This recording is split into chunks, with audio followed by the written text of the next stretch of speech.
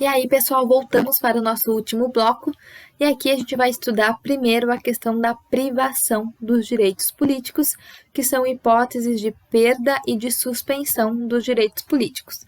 Isso a gente vai encontrar no artigo 15 da Constituição Federal.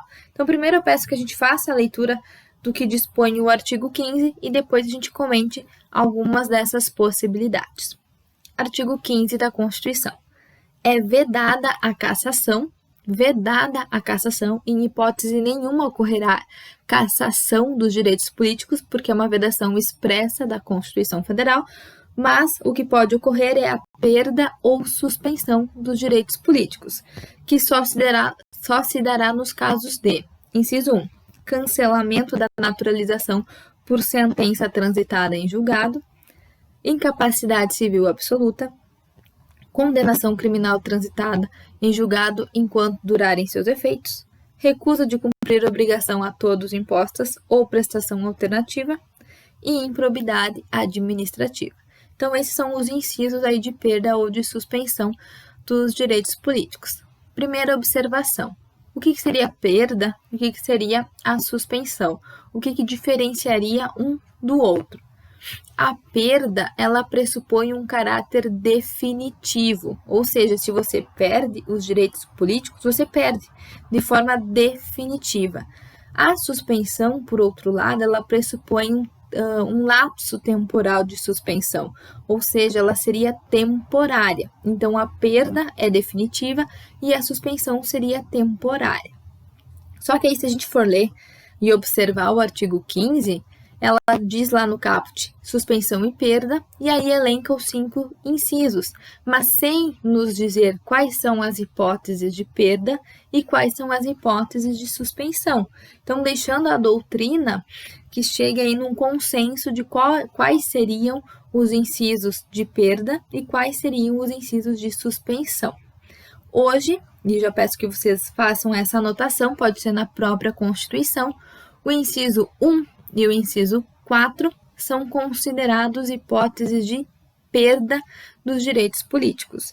Então, a questão do cancelamento da naturalização e a recusa de cumprir obrigação a todos imposta seriam causas de perda dos direitos políticos. Os demais incisos, o 2, o 3 e o 5, ou seja, a incapacidade civil absoluta, a condenação criminal e a improbidade administrativa seriam casos de suspensão dos direitos políticos.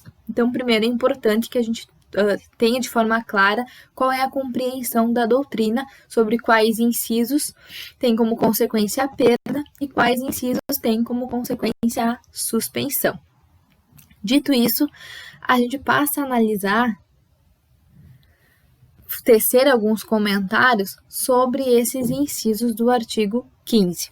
Começando então pela perda do inciso 1, que é o cancelamento da naturalização por sentença transitada em julgado. Isso a gente estudou na aula de naturalização. Quando a gente trabalhou a questão lá de cancelamento da naturalização, eu fiz referência a vocês a esse artigo 15, que seria como consequência do cancelamento da naturalização a perda dos direitos políticos.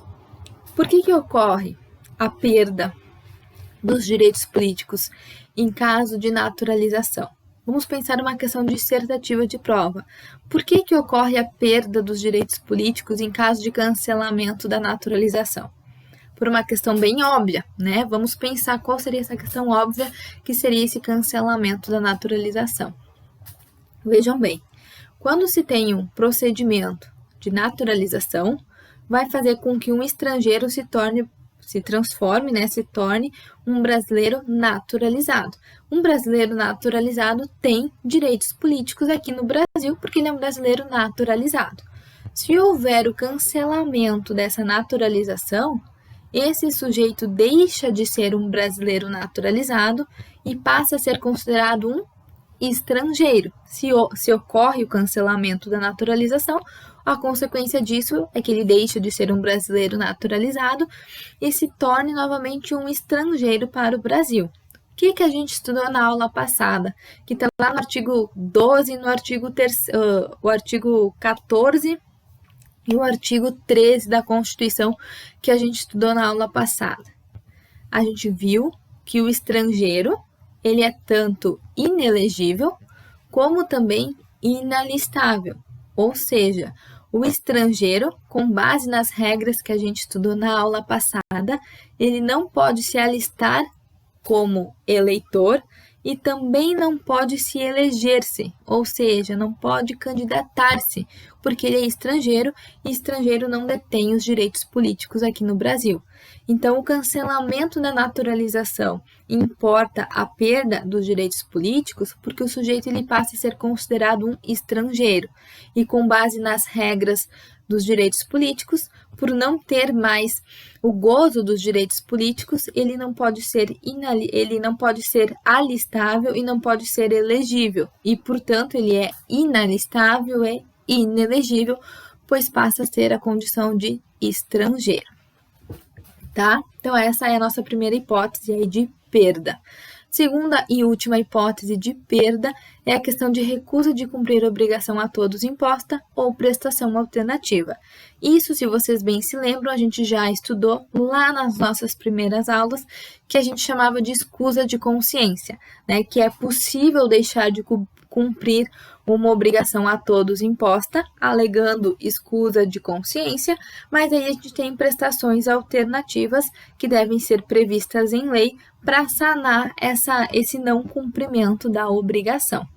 Se não ocorre, ou melhor, se ocorre o não cumprimento da obrigação a todos imposta e o sujeito não cumpre a prestação alternativa, a consequência dele vai ser a perda dos direitos políticos. Aqui eu gostaria de abrir um parênteses para vocês para dizer que, para fins de prova objetiva, de concurso público, questão de marcar, ainda é adotado que o inciso 4, esse inciso que a gente está estudando, é hipótese de perda dos direitos políticos.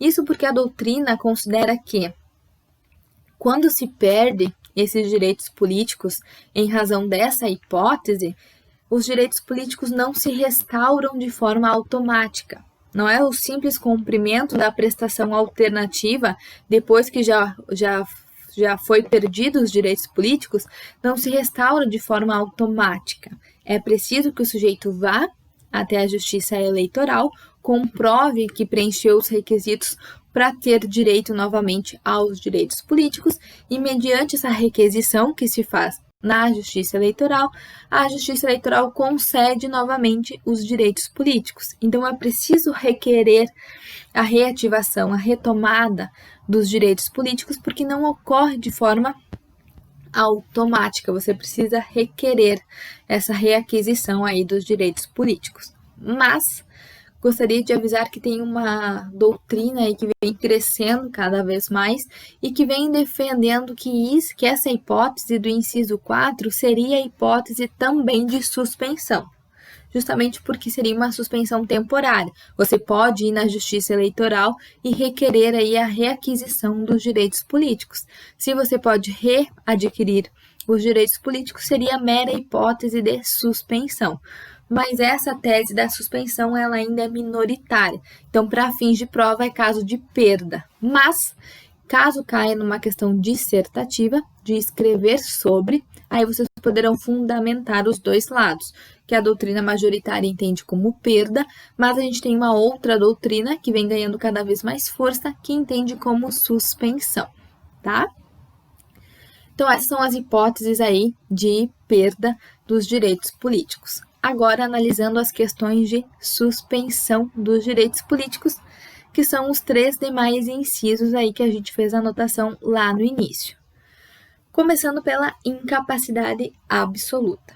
Essa incapacidade absoluta que vai ensejar a suspensão dos direitos políticos, percebam que é pressuposto que o sujeito já seja detentor dos direitos políticos.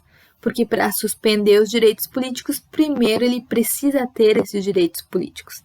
Então, essa incapacidade absoluta, ela surge quando o sujeito ele já é detentor dos direitos políticos e depois esses direitos políticos eles são suspensos. Por considerar que já esse sujeito ele já deve estar em condições de usufruir primeiramente dos direitos políticos para que eles possam ser suspensos, a gente tem um caso que se enquadraria no inciso 2 de incapacidade absoluta, que eu quero que vocês anotem, porque já vi cair em prova, é o caso da interdição.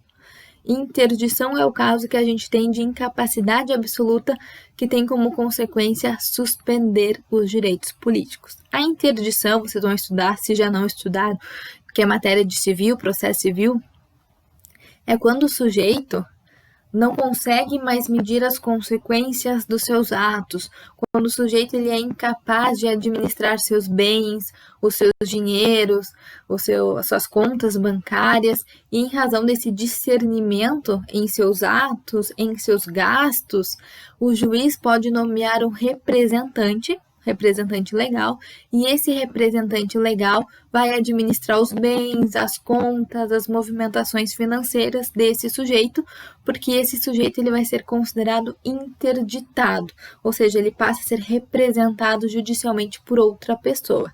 Esse seria um caso de incapacidade absoluta, que seria por meio da interdição, e a interdição teria como consequência suspender os direitos políticos. É o único caso aí que a gente tem de incapacidade absoluta depois que o sujeito já goza dos direitos políticos, tá? Segundo caso é o caso de condenação criminal transitada em julgado enquanto perdurarem os seus efeitos. Então, se o sujeito foi condenado criminalmente, transitou em julgado, durante os efeitos da sentença, os direitos políticos ficam suspensos. Então, como regra, a gente tem condenação criminal, como consequência, suspensão dos direitos políticos. Se pressupõe de forma automática, condenação, consequência automática, suspensão dos direitos políticos. Mas, como a gente tem muitas exceções, aqui a gente também tem uma exceção em relação a essa suspensão automática dos direitos políticos por meio da suspensão. A exceção está no artigo 55 da Constituição. Vamos lá no artigo 55 da Constituição. Artigo 55 da Constituição, parágrafo 2º. Artigo 55 da Constituição, parágrafo 2º. O que diz o parágrafo 2º?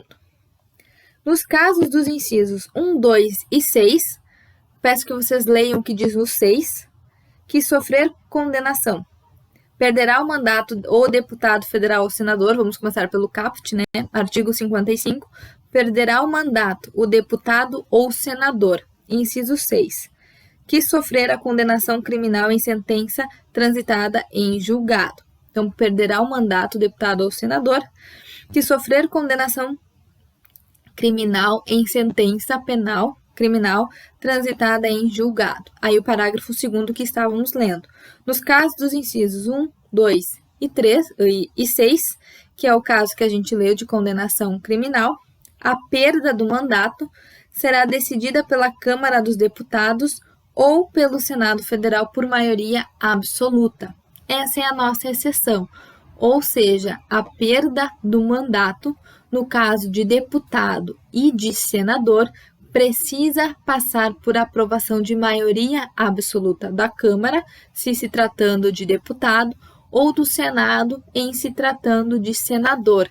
Isso significa que não ocorre automaticamente a perda dos direitos políticos, como é a nossa regra geral. Porque se ocorresse automaticamente a perda dos direitos políticos para os deputados e para os senadores, eles perderiam o mandato deles de forma automática também, porque para terem mandatos precisam usufruir dos direitos políticos. Mas eles se enquadram numa exceção. A nossa regra é que a condenação enseja como consequência automática a suspensão dos direitos políticos, mas com base no artigo 55 da Constituição, parágrafo 2º, retomando o que diz o inciso 6 do mesmo artigo, do artigo 55, deputados e senadores que são condenados em sentença criminal transitada em julgado somente perderão o mandato por decisão da maioria absoluta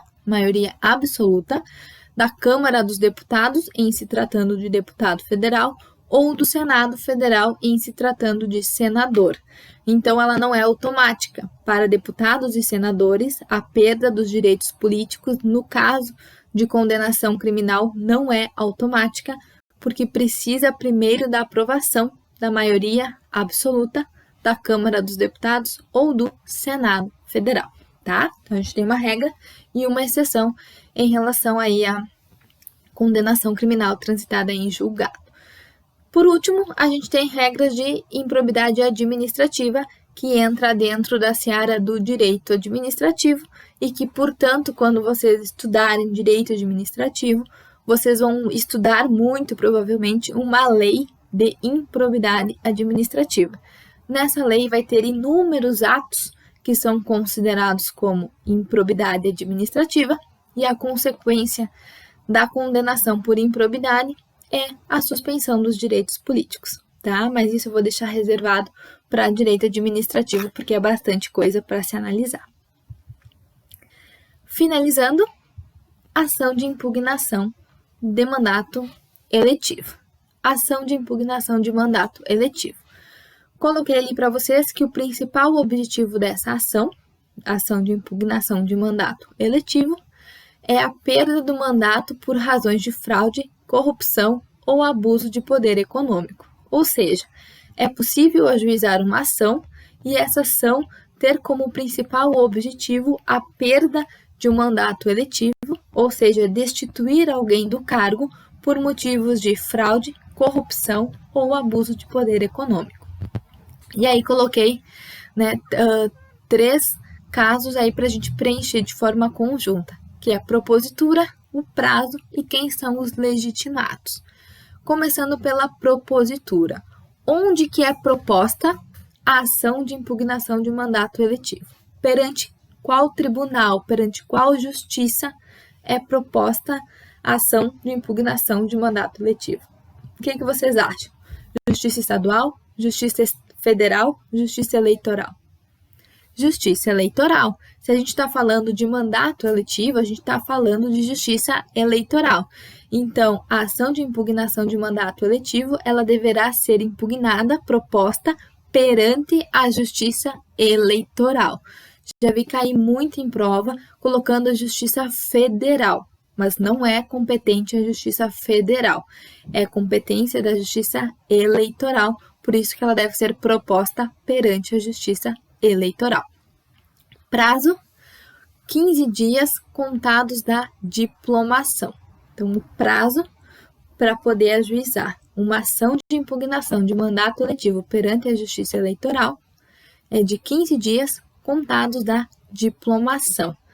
Diplomação é o ato que a justiça eleitoral confere por meio de um diploma que aquele candidato foi eleito para aquele determinado cargo e cumpriu as condições para tomar posse. Então, a diplomação não é posse, não é 15 dias a contar da posse, é 15 dias a contar da diplomação, que é quando a justiça eleitoral confere que aquele candidato foi eleito, cumpriu as condições, os requisitos para o cargo e, portanto, pode tomar posse. Então, a diplomação aí é um ok, é um aval dado pela justiça eleitoral. Então, o prazo dessa ação é 15 dias após a diplomação, não após a posse, após a diplomação.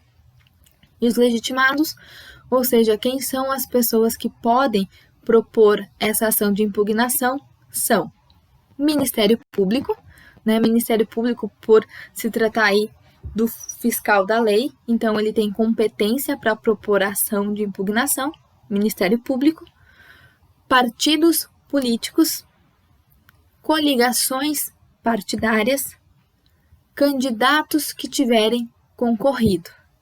São as pessoas legitimadas que podem propor ação de impugnação de mandato eletivo. Ministério Público, partidos políticos, coligações partidárias e candidatos que tiverem concorrido. Cuidem que não é possível que eleitores, ou seja, as pessoas que votaram, as pessoas que possuem capacidade ativa, as pessoas que votaram no candidato, ou seja, os eleitores, não possuem legitimidade para propor ação de impugnação de mandato. Eleitores não têm legitimidade para propor a ação de impugnação de mandato. Somente o Ministério Público, as coligações, os partidos, os candidatos que concorreram com esse sujeito aí que cometeu a fraude ou a corrupção, e só. Os eleitores, eles não poderão ser legitimados para propor ação de impugnação, certo? Para encerrar essa parte, eu peço que a gente faça a leitura do artigo 14, parágrafos 10 e 11 da Constituição, que é onde a gente vai encontrar a ação de impugnação. Artigo 14, parágrafos 10 e 11. Deixa eu pegar aqui artigo 14, 10 e 11. Parágrafo 10. O mandato eletivo poderá ser impugnado ante a Justiça Eleitoral no prazo de 15 dias, não é 30, não é 60, é 15 dias, contados da diplomação, que não é posse, instruída com ação com provas de abuso de poder econômico, corrupção ou fraude, que são as hipóteses que podem ensejar aí a ação de impugnação de mandato. Parágrafo 11. A ação de impugnação de mandato tramitará em segredo de justiça, respondendo o autor na forma da lei, se temerária ou manifesta má-fé. Aí a gente termina, então, o artigo 14, cuidando só que os legitimados, eles não estão aqui na Constituição, tá? Eles estão na Lei da Justiça Eleitoral, só lembrando mais uma vez que os legitimados é o MP, os partidos políticos, as coligações e os candidatos que concorreram às eleições. Não é legitimado os eleitores, tá? Para finalizar de vez o nosso conteúdo, eu vou pedir que vocês peguem lá o artigo 14 e façam desde o início a leitura de todo o conteúdo que a gente estudou da aula passada e da aula de hoje. Peguem o artigo 14, leiam o parágrafo 1º, parágrafo 2º, parágrafo 3º, parágrafo 4º, leiam todos, até encerrar no parágrafo 11, e finalizem aí lendo o artigo 15, que são os casos de perda ou suspensão, né? Então, terminem agora a aula e façam a leitura do 14, grifando, sublinhando as palavras importantes, porque é importante não só anotar o que eu digo, com base em doutrina, mas, sobretudo, entender o que a letra da Constituição Federal nos diz a respeito disso, tá? No próximo bloco eu volto, mas para responder, para comentar com vocês as duas questões de fixação de conteúdo que estão no final do material. Eu peço que, pessoal, tentem fazer primeiro as questões, né? Não vão direto para a resposta, não vão direto para os meus comentários. Tentem fazer agora as duas questões de fixação de conteúdo. Depois que fizerem, assistam aos comentários. Lembrando que eu não vou fazer a prova, a avaliação hoje, porque hoje, no dia de hoje, a gente tem a live da professora Aline e nos foi pedido aí que vocês tenham um tempo disponível para assistir a live dela e, como consequência, depois assistir a nossa aula. Para não ficar muito conteúdo, não ficar sobrecarregado em razão da live, a avaliação ela não vai ser na aula de hoje, vai ser na aula que vem, tá? Então, na aula que vem, a gente vai ter uma avaliação sobre direitos sociais, direitos de nacionalidade e direitos políticos. É uma avaliação com um conteúdo um pouco mais extenso, tá? Mas a gente volta no próximo bloco para comentar as questões sobre partidos políticos direitos políticos da aula de hoje.